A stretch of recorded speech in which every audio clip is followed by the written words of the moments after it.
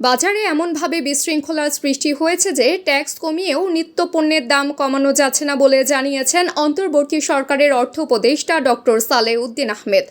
বুধবার পল্লী কর্মসহায়ক ফাউন্ডেশন আয়োজিত এক অনুষ্ঠানে তিনি এ কথা বলেন। সালেউদ্দিন আহমেদ বলেন, মানুষ বলছে পণ্যের দাম কমছে না, অথচ এনবিআর অনেক সুবিধা দিয়েছে।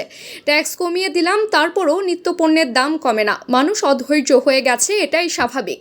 তিনি বলেন, আমি প্রধান উপদেষ্টাকে বললাম, বাজারে দাম কমানো শুধু বাণিজ্য মন্ত্রণালয়ের কাজ না, এখানে অনেকগুলো ফ্যাক্ট আছে। বাজারে গিয়ে মানুষের কষ্ট হচ্ছে, 500 টাকা নিয়ে গেলে দুমুঠো শাক ও অন্যান্য কিছু কিনলেই টাকা শেষ হলো।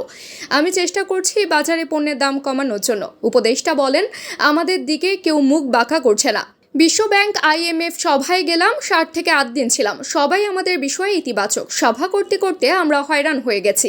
সবাই আমাদের সঙ্গে কথা বলতে চায়, তবে সব থেকে গুরুত্বপূর্ণ বিষয় কিছু শর্ত থাকে, তবে শর্ত কঠিন নয়। প্রত্যেকে হাত বাড়িয়েছে। দেশের উন্নয়ন প্রসঙ্গে তিনি বলেন, সার্বিকভাবে বাংলাদেশের সম্ভাবনা আছে। দেশে কৃষক, মজুর ও পোশাক শ্রমিকদের অবদানের কারণে দেশ এগিয়ে যাচ্ছে। আমরা মানুষের সঙ্গে মিলে মানুষের আকাঙ্ক্ষার প্রতিফলন ঘটাবো। আমরা দায়িত্ব পালন করছি। আমরা শর্ট টার্ম সংস্কার করব, লং টার্ম সংস্কার করব না। লং টার্ম সংস্কার করবে নির্বাচিত সরকার। আমরা চাইলেই সব কিছু পারি না, আমাদেরও কিছু বাধা আছে। আমাদের পরবর্তী প্রতিবেদন দেখতে চোখ রাখুন পায়রা নিউজের ইউটিউব চ্যানেলে। তাবাসসুম হকানিকা, পায়রা নিউজ ডেস্ক। আর চ্যানেলটি ভালো লাগলে লাইক, শেয়ার ও সাবস্ক্রাইব করতে ভুলবেন না।